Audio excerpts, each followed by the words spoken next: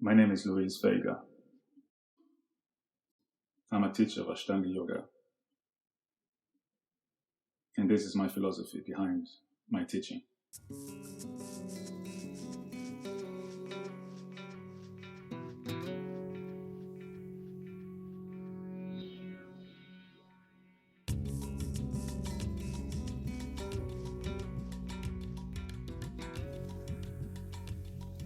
The meaning of the word yoga is union. Union between our physical world and our spiritual world. Yoga was originally created as a meditation tool, something for our mind, our soul, and our body. The practice of Ashtanga Vinyasa Yoga was discovered in 1900, and when it came to Europe and America in the 70s and 80s, students started to question why the series was so methodical and why you should follow in that particular order. And they start changing the series. There are many reasons why students change the series. One of them is that they don't know why they shouldn't change. But more often, practitioners avoid asanas that are either too easy or too challenging, or they find the practice too repetitive. If you change the series, then it becomes something different from Ashtanga. So you have to change the name of the practice. Nowadays, there are many types of dynamic yoga which are based on Ashtanga Vinyasa Yoga. The main difference between them and Ashtanga is that there is not a memorized sequence anymore. And without this, there is no emphasis on the meditation side of the practice. It turns to asana practice.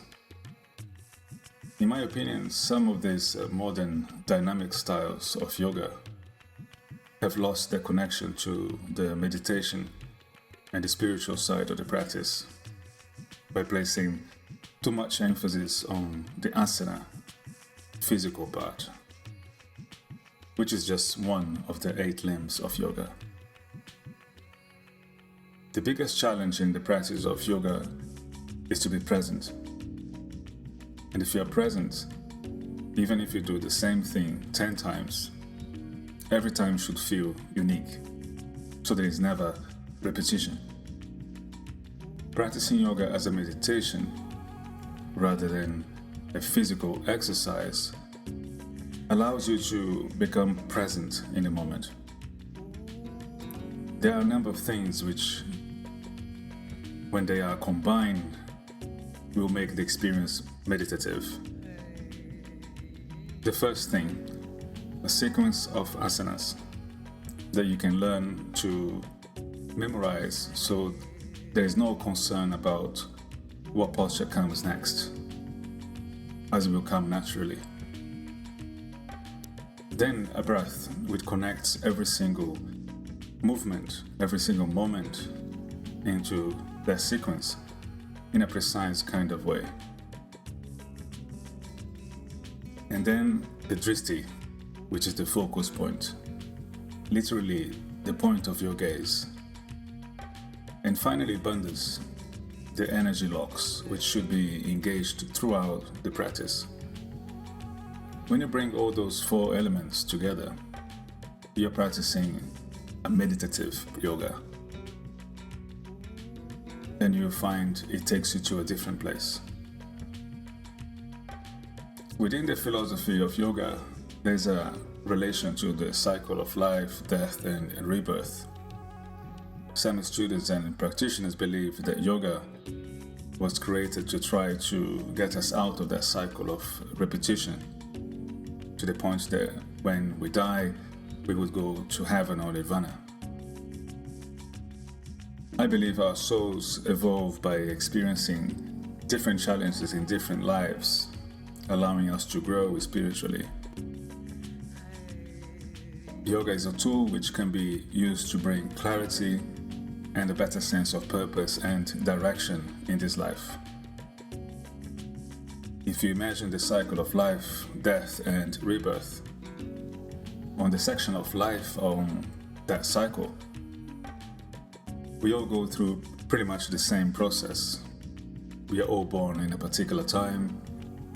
We live our lives through a series of challenges and moments, and eventually we will come to the end. But every challenge that we go through in life helps to build our character. It gives us experience in life. It gives and change directions in life. It makes us who we are. And if you look back in our past, especially the difficult moments we have been through in life, you see that there were consequences to those moments. They led to something else. So all of those turns or directions that we go through in life, they were caused by those challenges. These are all part of our path towards our destiny. So eventually, if you understand that a challenge is something that is necessary for our development as human beings, a challenge will lose its negativity, and you learn how to embrace a challenge for what it is, and you learn how to see beyond the challenge. Sometimes the outcome of a challenge is not necessarily what we want, but is exactly what we need. And time always tells. Thanks to your past, you find yourselves where you are now. I believe that the practice of Ashtanga Yoga is a reflection of life. If you look at the first asana of the series, Tadasana, it represents you being born or appearing in the planet. The next few asanas after that represents the next few challenges you had in your life. As you get older, it gets more intense. And at the very end, Shavasana, which translates to the corpse pose, represents the end of life. If you can interpret the practice in this way, Ashtanga Yoga will teach you how to flow during each of those challenges without allowing you to pick what you like or avoiding the ones you don't like.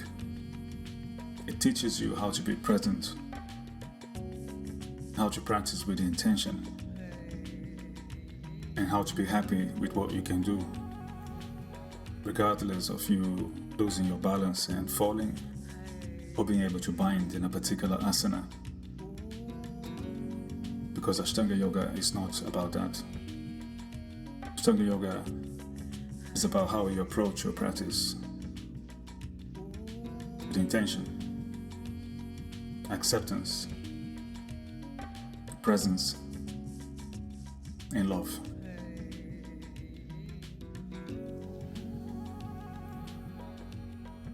For more information about Luis's teaching schedules, including his workshops, private classes, and remote classes via Skype, please get in touch via the website luisvegayoga.com.